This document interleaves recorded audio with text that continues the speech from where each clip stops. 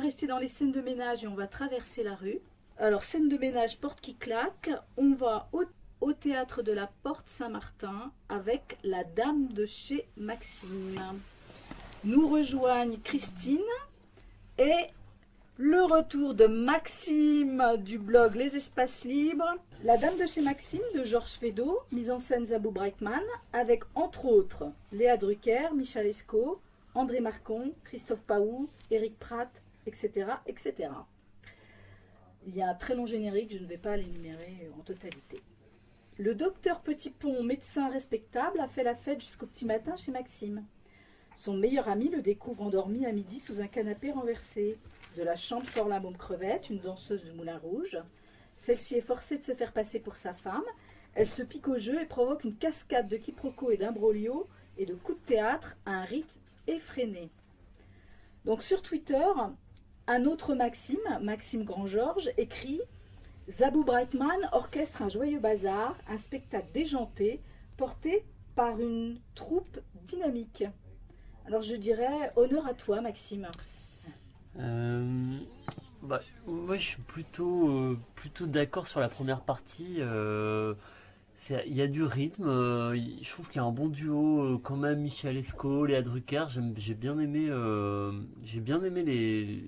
leurs deux rôles et le duo qu'ils formaient. Du coup je trouve qu'au début ça marche bien. J'étais assez voilà, ça commençait bien, j'étais plutôt dans le spectacle et après je trouve que dès qu'on arrive à la deuxième partie, c'est-à-dire à partir du moment du mariage, où là ça commence à traîner un peu en longueur, on perd un petit peu le rythme. Et je trouve il y a des coupes qui auraient pu être faits dans le spectacle pour justement pour gagner un peu en rythme, en densité, parce que là on s'ennuie, parce que la pièce est longue, elle dure 2 heures.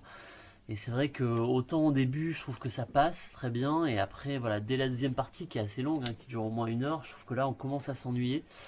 Et bon, dans une comédie de boulevard, c'est quand même pas très bon quand on commence à bouger sur sa chaise, à regarder un peu sa montre. Donc voilà. Du rythme, oui, il y en a effectivement. Mais le problème, c'est qu'il n'y a pas de montée. C'est-à-dire que d'entrée de jeu, on est dans la folie, dans du mouvement, et ça ne s'arrête à aucun moment. Du coup, moi, j'ai souri de temps en temps, pas très très souvent, j'ai jamais ri aux éclats. Et je trouve ça un peu dommage pour un Feydeau. Là où tout à l'heure on parlait de la puce à l'oreille et de tout le dynamisme et de la joie qu'il y a dans la puce à l'oreille à la Comédie Française, que j'ai pas encore vu, donc je ne peux pas comparer. Sur cette Dame de chez Maxime, moi je suis restée vraiment sur ma faim. En tout cas, pour ce qui est de la mécanique de Feydeau.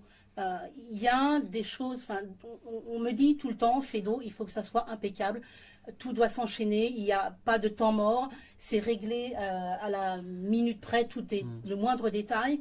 Et là, j'ai l'impression qu'on rajoute des choses qui finalement viennent un peu casser le rythme et viennent casser cette mécanique.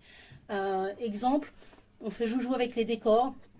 Quand Michel Escaut tire sur le cordon pour lever le décor du fond et qu'on voit les comédiens qui sont en train de se changer, ou toujours ce décor qui, pour le troisième acte, retombe. Donc on casse un petit peu ce mur qui fait qu'on ne voit pas normalement les changements de décor. Là, tout se fait à vue avec le premier décor qui descend des cintres et qui se met complètement de guingois. Donc bon, ok, pourquoi pas. Les hommes dans la scène du mariage, les femmes, les bourgeoises dans la scène du mariage qui sont jouées par des hommes, pourquoi pas. Mais je vois pas ce que ça apporte en fait au texte, que je trouve vieillot. Mais vieillot, je vais donner un exemple, la chanson qui est chantée par la môme Crevette lors du mariage, qui contient de l'argot qui est quand même très daté. Si on n'a pas cette culture du Paris de l'époque de Feydeau, pas sûr que ça accroche. Donc, je ne veux pas dire que Feydeau n'a pas sa place au théâtre aujourd'hui. D'ailleurs, la Comédie Française le prouve, il a toujours sa place. Je trouve juste que la mise en scène de Zabou Breitman est, elle aussi, un peu vieillotte. En fait, elle n'apporte pas ce dynamisme que j'attendais d'un Feydeau. J'ai passé une bonne soirée.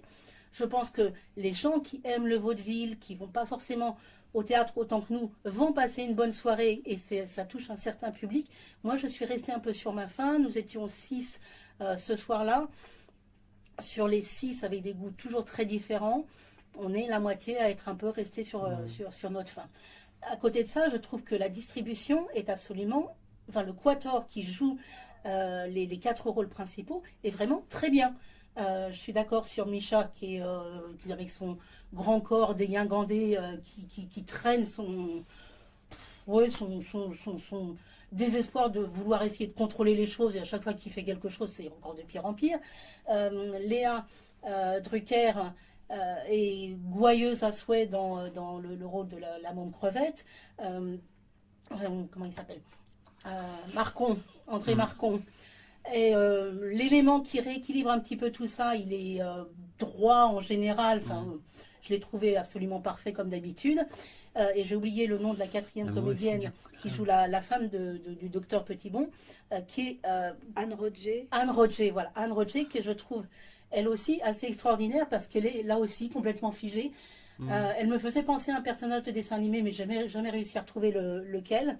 Mais cette coiffure, cette tenue complètement rigide, cette scène au mariage où elle est complètement hallucinée, enfin, c'est assez extraordinaire. Il y a des belles choses dans la mise en scène, mais globalement, c'est un peu poussif. Non, je suis d'accord, hein. C'est vrai que c'est assez convenu, il n'y a pas d'originalité, il n'y a pas de transposition. D'ailleurs, comme on le voit souvent, là, pour le coup, elle est restée un peu dans le jus. Ce qui n'aurait pas été forcément un souci, ça aurait pu être assumé, mais c'est vrai que quand on va quand même souvent au théâtre, moi au début j'avais peut-être l'enthousiasme, justement ça faisait un moment que j'y étais pas allé, j'avais peut-être ce côté un peu du coup content de me retrouver dans une salle de spectacle et je trouvais qu'il y avait le dynamisme à emporter au départ du jeu, comme tu dis, de la distribution qui est quand même je trouve assez convaincante. Et après effectivement c'est assez convenu, il y a quand même peu de choses qui sortent du cadre et je trouve qu'il y a vraiment des moments... des scènes qui auraient pu être coupées, qui n'apportent rien. Tu vois, à un moment donné, la scène des pompiers, où ils regardent les pompiers, il se passe rien du tout. Ça dure quelques minutes et on Cette attend. sarabande qui n'arrête pas sur tout le 2e acte, qui nous donne un peu le tournis. En fait, j'attendais un peu plus de folie de la part de Zabou Brightman. Oui. Et c'est peut-être ça qui m'a manqué. Bon, alors une dame de chez Maxime peut-être un peu trop raisonnable. Je vous rappelle que cette pièce se joue jusqu'au 17 novembre au théâtre de la Porte Saint-Martin, puis au théâtre Montansier à Versailles du 7 au 12 janvier 2020. Donc La Dame de chez Maxime, mise en scène Zabou Brightman.